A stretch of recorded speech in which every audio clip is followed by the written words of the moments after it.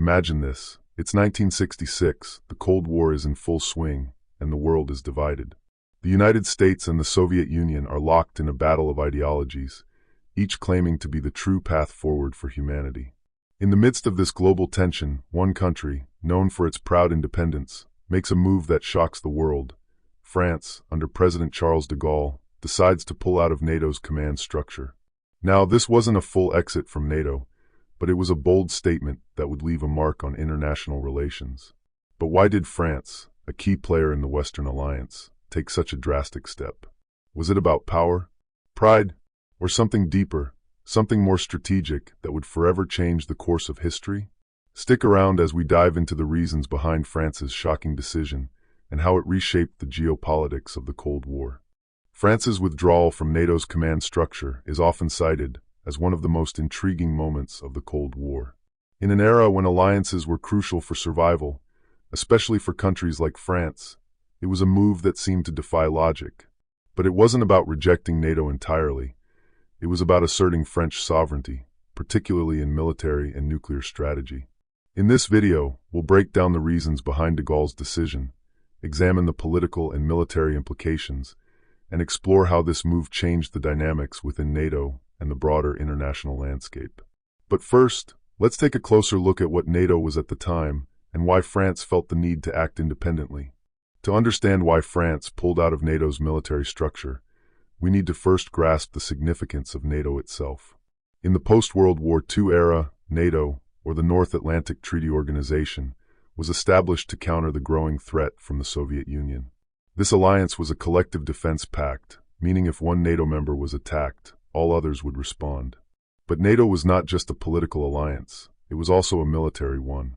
Its military command structure, led by the Supreme Allied Commander, was designed to unify the forces of all NATO members, ensuring a coordinated defense. However, there was a catch. The position of Supreme Allied Commander was almost always held by an American officer, reflecting the dominant military power of the United States within the alliance. Below him was the Deputy Allied Commander, a position traditionally filled by the British. This imbalance didn't sit well with de Gaulle, who was determined to ensure that France retained control over its own military destiny.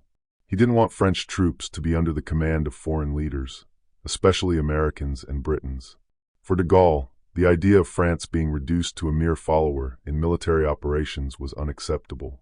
Charles de Gaulle was not just any leader. He was a symbol of French pride and independence. After leading the French resistance during World War II, he had made it his life's mission to ensure that France stood strong and autonomous on the world stage. He wanted France to be a nuclear power, capable of defending itself without relying on other nations.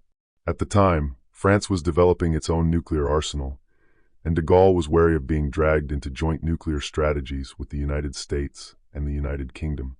He feared that relying on NATO for nuclear coordination would limit France's autonomy, forcing it to follow the lead of other powers. De Gaulle's vision was clear. France should be in control of its own destiny, particularly in military matters. He didn't want French decisions on war and peace to be influenced by the interests of other NATO members. The decision wasn't just a political maneuver, it was also driven by military concerns. French generals were worried about the possibility of their troops being used in operations that didn't align with French interests. The military was already uncomfortable with the idea of taking orders from foreign officers, especially when it came to sensitive operations involving French forces.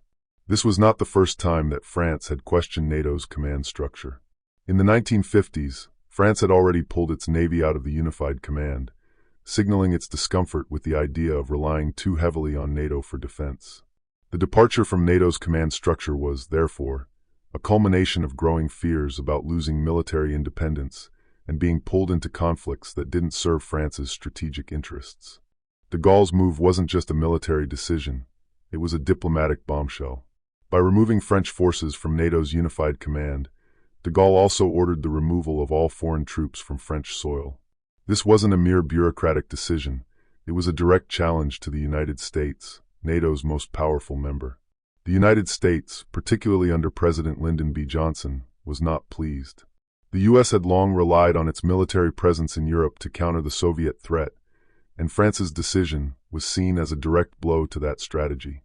When de Gaulle demanded that all American troops leave France, Johnson famously responded with a bit of humor. Does that include those in the cemeteries as well? But while the American response was one of resigned annoyance, the French people largely supported de Gaulle's decision. Many saw it as a bold move to reclaim France's sovereignty and protect its interests in an increasingly polarized world. It's important to note that while France pulled out of NATO's unified military command, it didn't withdraw from the alliance entirely. France remained a member of NATO and continued to honor its commitments to collective defense. However, France was determined to chart its own course when it came to military strategy.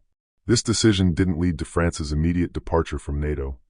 Instead, it highlighted the tensions within the alliance between the United States and European powers like France, who had their own priorities and concerns. In the long run, de Gaulle's decision to withdraw from NATO's military command structure had a lasting impact on both France and NATO. It reinforced France's commitment to strategic autonomy and made it clear that France would not be bound by the interests of other nations when it came to military affairs. Despite the initial shock, NATO survived without France's full participation in its command structure. But France's decision had ripple effects throughout the alliance, highlighting the tension between national sovereignty and collective defense in a rapidly changing geopolitical landscape. As time passed, France would eventually rejoin NATO's military command in 2009, but the lessons learned during the Cold War would remain a part of France's military and political identity. So, why did France leave NATO's unified command structure in 1966? It was a combination of strategic necessity, national pride, and military concerns. Charles de Gaulle wanted to ensure that France could stand on its own 2 feet, both militarily and diplomatically, without being beholden to the United States or the United Kingdom. This bold move reshaped France's role in the Cold War and demonstrated the complexities of international alliances during a time of global tension. It's a reminder that even in times of crisis, nations must always balance their global commitments with their own national interests. If you found this video insightful, don't forget to like, subscribe, and hit the notification bell for more deep dives into history's most intriguing moments. And feel free to share your thoughts in the comments below. Why do you think France's withdrawal was such a significant moment in Cold War history? Don't forget to like and subscribe for more deep dives into international history and politics. Hit the notification bell so you never miss an update on our latest videos. Share this video with your friends and drop a comment below. We'd love to hear your thoughts.